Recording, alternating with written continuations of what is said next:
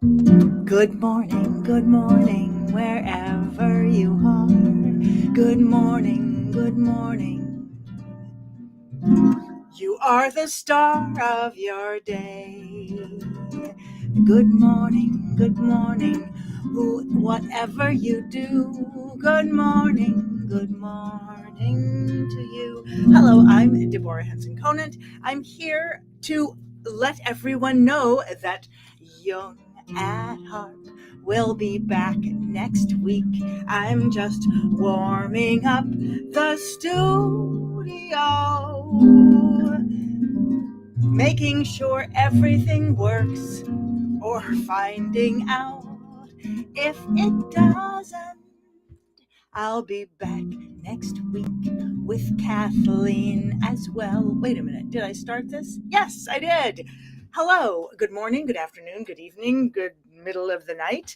I'm Deborah Henson-Conant. I am half of Jung at Harp, and the other half is Kathleen Wiley. As she is at a writing retreat, I've been away on tour for the last 3 or 4 weeks. Well, I've been gone for a little while, and we will be back together next week. So I wanted to come here. I wanted to check everything out, make sure that the studio's working, and let you know what I'm thinking about. And I just realized just now when I said, I am half of Jung at Harp. Just the joy of realizing that I am half of something instead of being the whole of it. And it's been really wonderful to be a half of a lot of things as I was away on tour. That's not what I wanted to talk about today, but you know what? That's what I am talking about. So let's talk about it, about being part of something. And having another part of that as well. While I was away on tour, I had the chance to get on the playground of the power of two.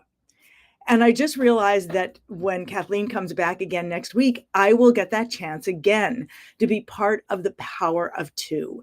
And what is the power of two? It is, I'm asking you, because one of the great things it's really interesting.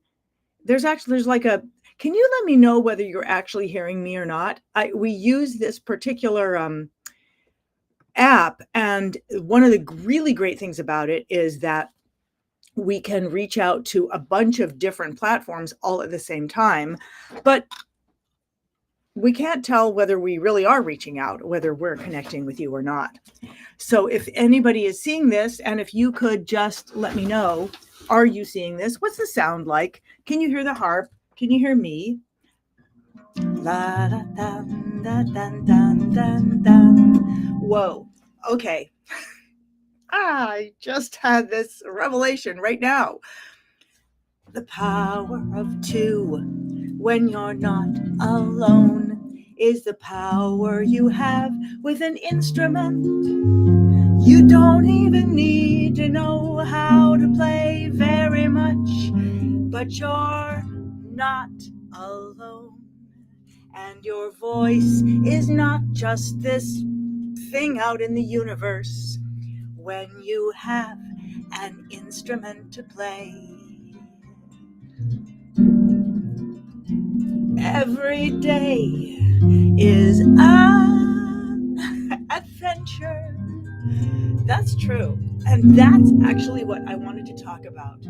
But I didn't realize that what I was talking about was the power of two. Yeah, but I am talking about the power of two.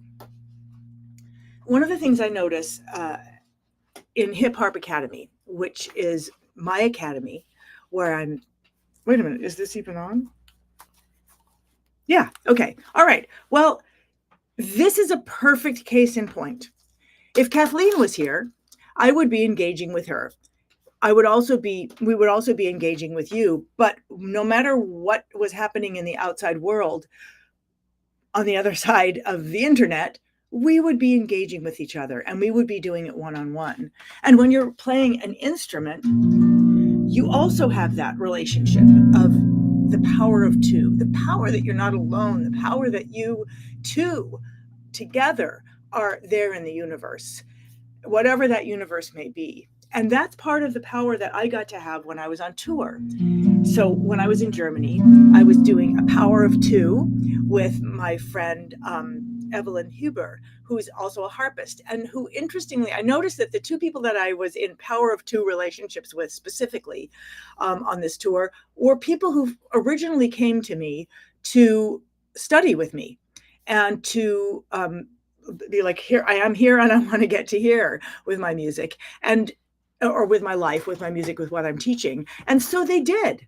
Together I showed them what I know, and now we're colleagues.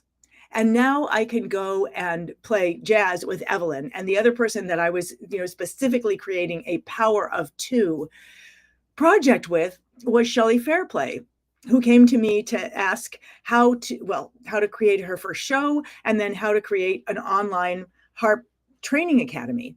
And so I was going there to connect with her and her online harp training academy. So what I really love about these two power of two experiences is the opportunity to share what I knew with them when they first came to work with me, and then to step into the world that they created with them and enjoy it. So to be on stage with Evelyn and to play music with Evelyn and to get to play within the context of everything that I showed her, and also get to see where she play tunes that she wrote about our time together. So it's such a beautiful thing. And then to also be with Shelley and be in the midst of this amazing community that she created, and to get to I think my favorite moment in both of these situations, I just realized, and it was the moment when I saw how adored each of these people were in doing the work that I had a part in beginning. So on the stage with Evelyn in Germany, when she was playing my mother's Mexican hat, which is the first movement of my Concerto Soñando en Español, and she was playing it solo, and I always thought, well, you can't play solo because you need a symphony orchestra. But no, she was playing it solo, and she was playing it beautifully. And I was just sitting and watching, and my favorite moment was hearing the audience just burst into joyous applause when she finished it, and to see how much joy she brought to this audience. That was it was an incredible experience in the power of two. And I want to bring this to our instruments in a middle. And anybody who's coming here, I'm letting you know that I'll be back here in the power of two. In other words, with Kathleen. We'll be back here again next week, Friday, May 9th. And as far as I know, we will continue to be here as Jung at Harp begins again. And I came here today to talk about one's relationship with one's instrument. But as I started talking about that, I was realizing that it fits within the context of the power of two, the power of engaging with someone else, the power of engaging with something else. And then that made me think about the opportunities that I had while I was on tour to engage in an inquiry and engage in an adventure with someone else. And so the people were on a musical realm. It was Evelyn Huber in Germany, where we were playing music together. It was Shelley Fairplay in Wales, where she had created this amazing retreat with students from her online school. And I remember when she first came to me in the Harness Your Muse program that I have, and said, I want to build an online community and school based on my principles of connection. And how the harp and everything the harp can be and everything the harp can create in a community. And to, from the first days of like putting it down on a piece of paper, and then to literally be able to step into literally step into that world with her, and experience the power of two and get to play together and get to teach together. It just, the connection was so powerful. And I had that, even these are long-term relationships that I have, long-term power of two relationships, like my long-term relationship with Kathleen. But then there are newer relationships, like the Susie, who put together the retreat that we did, the concert and the workshop, 2-day workshop in Germany, doing this with her and getting to see her dancing with her team in the back of the room while we were playing. And then getting to work together with Kamak harps in Paris, a long-term relationship, power of two. And then getting up on stage and in the middle of the show, realizing Park Stickney was out in the audience and saying, "Come on up here and play my harp with me." And he did. And that, all that power of two, something that doesn't exist without us. And I experienced that all along the way. Also in Edinburgh, where I got to, see Eleanor Turner, who I first met when she was playing my music and performing me way beyond me, really getting to see somebody take, I guess what it is getting to see someone take an idea of mine and take it into a realm that where I'm like, wow, I love what you're doing. We can do that with an instrument. That's what I came here to say. As I'm waiting for Kathleen, as I'm waiting for a week here, I'm waiting for her to come back. Before I go on, I don't know if I can be heard. And so if you're not hearing me and if there's something I can put on my headphones, but I don't know that. I'll put on my headphones. I can hear myself in the headphones, but I don't know if you can hear me because of the interface that I have. So, sorry. I see what's happening. Sorry, there's all kinds of things buzzing around here. What I came to say today was something that I'm noticing in Hip Harp Academy. What I came to say is, hey, Jung and Harp will be back in a week. And to also say that you can go to jungatharp.com, which the link is up there in the corner, and you can see podcasts. What we've been doing in our little hiatus here has been putting together a podcast of all our earlier episodes. And what we'll be doing going forward is we'll be releasing 1 or 2 old episodes a week, as well as 1 new episode. And you can go and see that at jungatharp.com.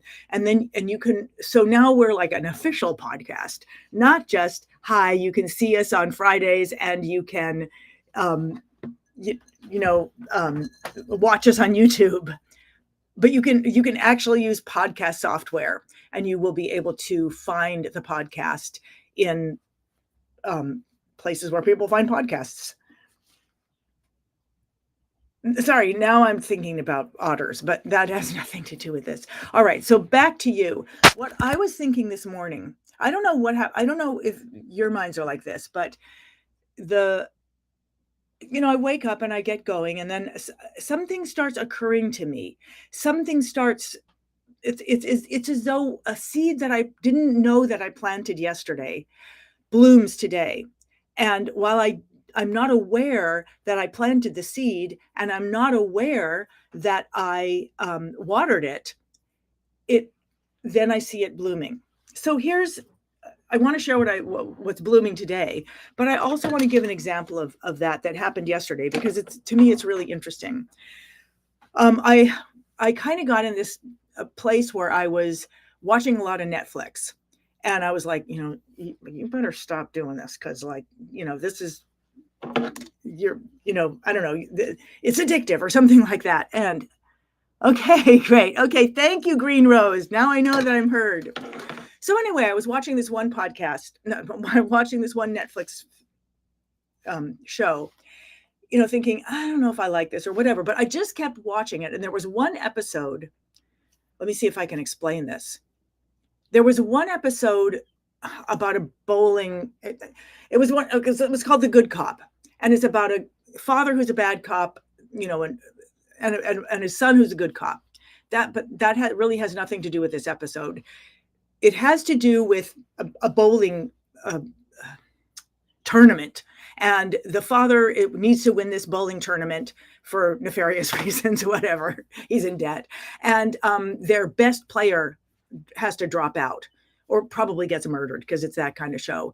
And so his son has to come in place of his partner, but his son is a terrible athlete and a terrible bowler.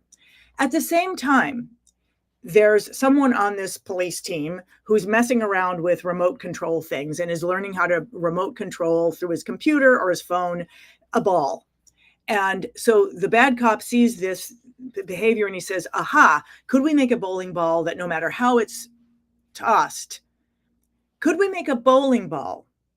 I want to say this, that no matter how it's tossed would hit its mark. Okay.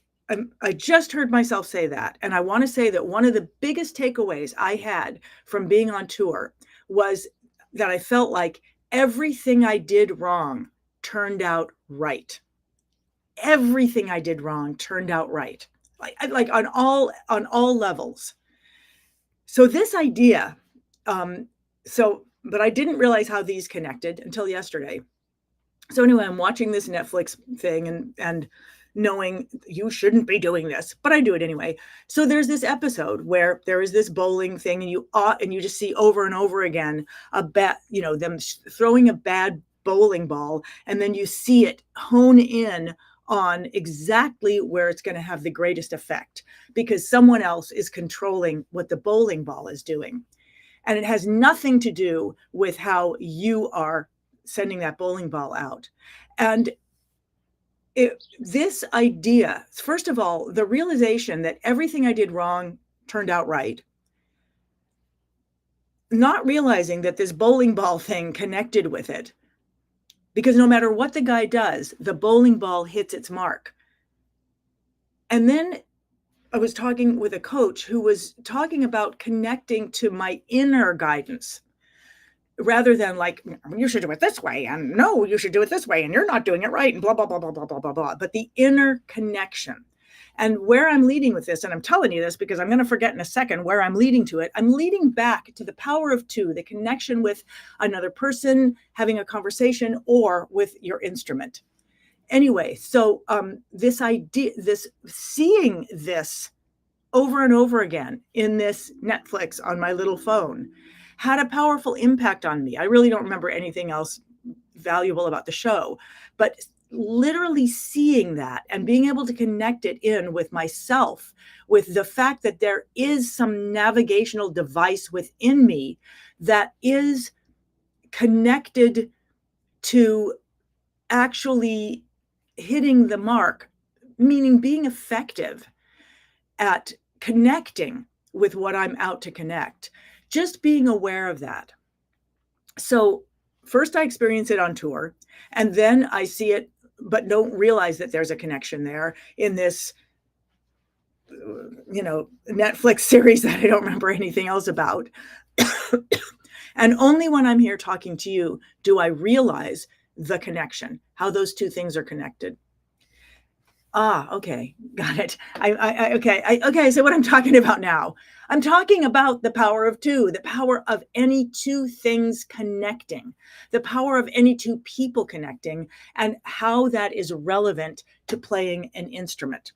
And one of the reasons that I'm talking about this and thinking about this now, I mean, I'm always thinking about it, but I just finished with giving a 5-day harp challenge, in which I saw people engaging with their instruments in new ways and having relationships with their instruments in new ways. And then right afterwards, I saw one of the members of Hip Harp Academy, which is my academy where I teach. I saw her take that idea and make a completely new connection that had nothing to do with what I was teaching her, other than that because I taught it and I broke it down to its simplest components. She was able to see that, this isn't just a piece of music that gets played like this. You can take its simple components and you can use it in different ways. Things open up, new possibilities open up.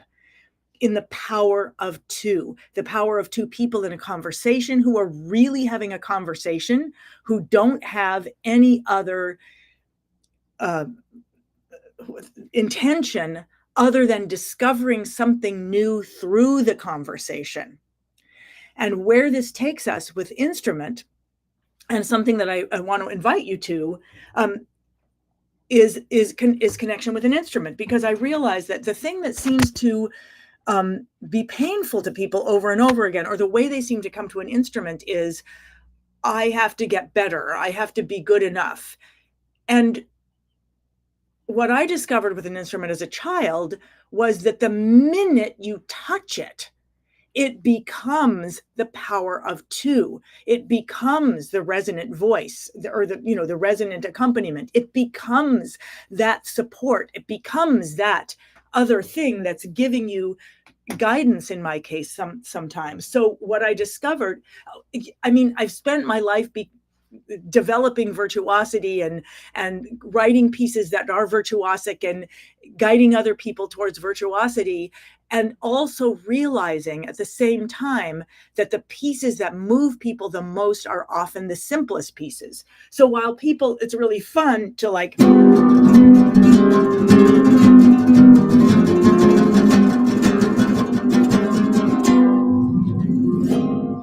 that is an absolutely fun, thrilling thing to do, and way to play music. And I love it. And at the same time, the piece that often moves people the most is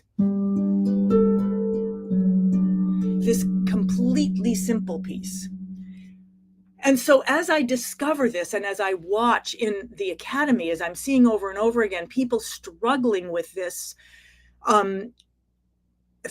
this idea, I'm not good enough, and it should sound more complex, or people are over and over again sharing work and being like, is this enough? Is this a thing? Is this really work? And by and large, these are the things that are working the best, because when someone is willing to let go of all those things that we try to do to be like, hey, no, really, I'm good enough. Okay, I got it. When we let go of that, and that stuff is fun, but when we let go of that, it often does feel like, what is this enough, really? But it's just the same thing in a different place. How can that be enough? And then I'm just coming back. How could that possibly be enough? But one of the things that I'm discovering in Hip Harp Academy, because I am working with, it's a community where I'm coaching, so I'm breaking things down for people each week. I'm teaching things to them, but they're also sharing with each other. So they're seeing other people's work, and they're not seeing other people's work as in, okay, I've polished this and now it's out on the internet, and how many hits can I get on this? That's not how they're sharing. They're sharing as colleagues. They're sharing for discovery. And over again, I find that when people have a breakthrough, it's almost always accompanied by the experience of like, wait, is that enough? Is that a thing? Because I think it's because they've shifted into what is natural for them. And now they're actually expressing themselves rather than something out there that, of course, is going to be better than like what I am. And so if there's one thing I want to, say, if I'm on a soapbox, what I want to say today is, if you play an instrument and you're experiencing that, I got to be better, to encourage you to think about how each and every simple thing is beautiful. So every week in the academy, I teach a snippet. It is a simple thing you could learn in a minute or less, like this. Ooh, I wasn't expecting that. That's even more beautiful. It's, it's a shape. It's got a note at the bottom and it's got a shape of 2 notes at the top, and then you move it. And then you can start playing with it. Like, what does that mean?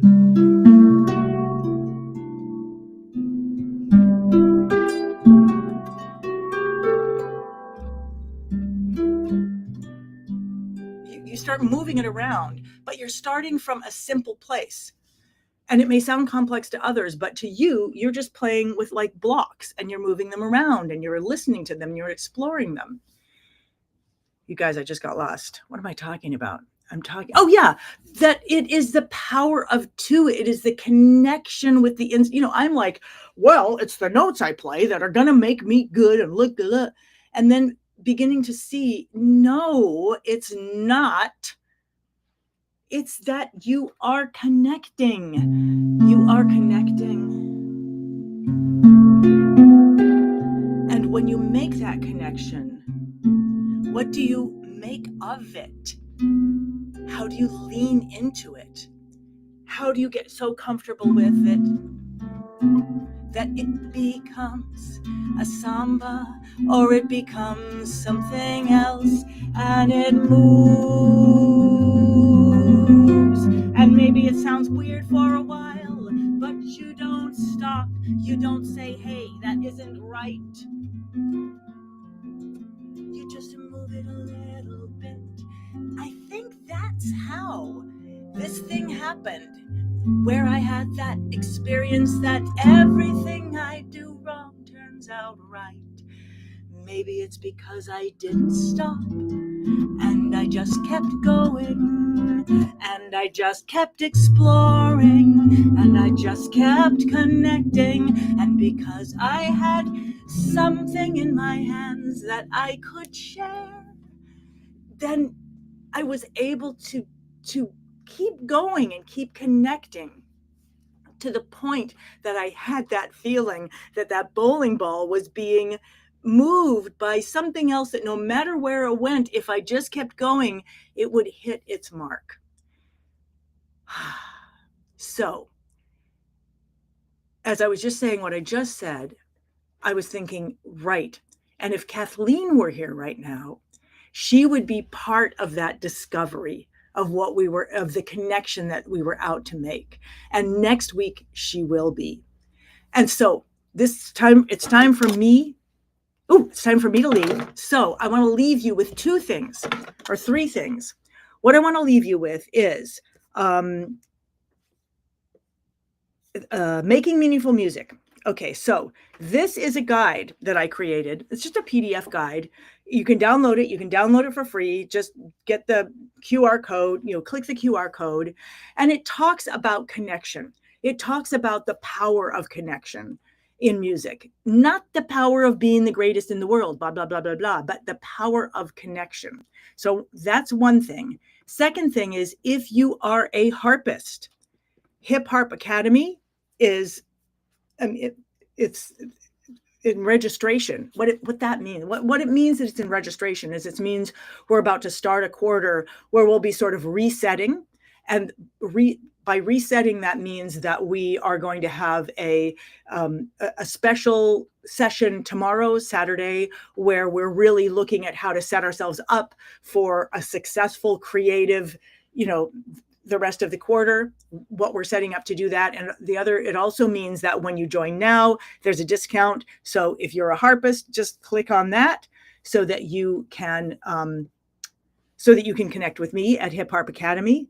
Oh, interesting. It's clicking like that. And then finally, the thing I want to tell you is to make sure, sorry, things are popping up at me, to put on your calendar that Kathleen and I will be back next week. Oh yeah, and Jung at Harp. I wonder if I have a little thing. Oh yeah, up in the corner there, you can see a Jung at Harp. And if you go there, you will be able to connect to the podcast so that you can listen to former episodes. You can actually, put it on in your podcasting app, and you can listen to all of them when you go out running or you're driving or whatever you want to do.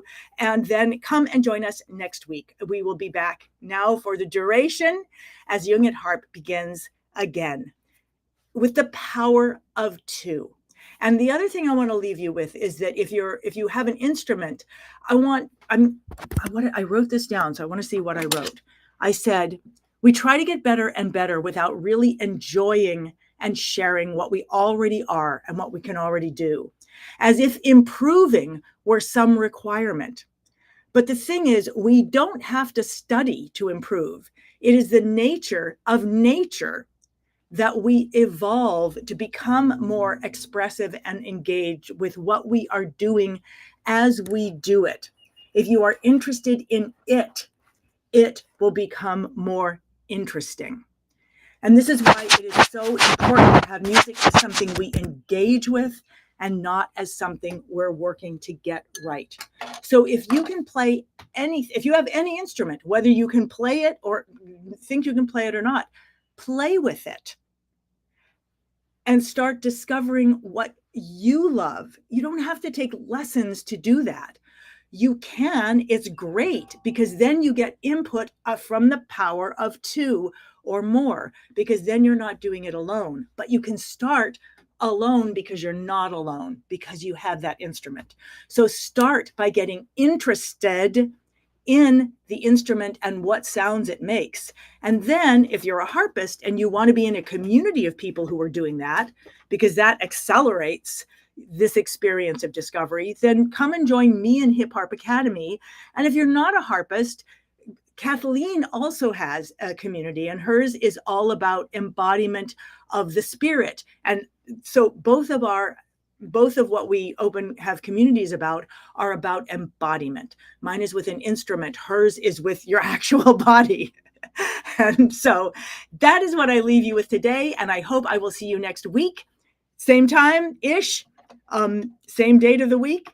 And thank you so much for being here with me today, whether you were here in the same time continuum or a different one. And I hope to see you. Oh, I think one more chat. Oh, wait, lots of chats came in. So thank you. Oh, beautiful. Okay, I'm just going to pull these up before I leave. I'm going to a meeting. I appreciate your liberating and inclusive philosophical approach to music. Yes, yes, right. And that's what I teach, because I see how powerful and beautiful it is. And Connie is saying, I'm so glad you guide the remote string to help my bowling ball. For sure, I will get to the finish line. And Connie says the power of two. Yes, yes. Thank you so much, everyone, for joining me. I'm so happy to be back here, and I'm really looking forward to the power of two as Kathleen joins me again next week. All right, see you then. Bye.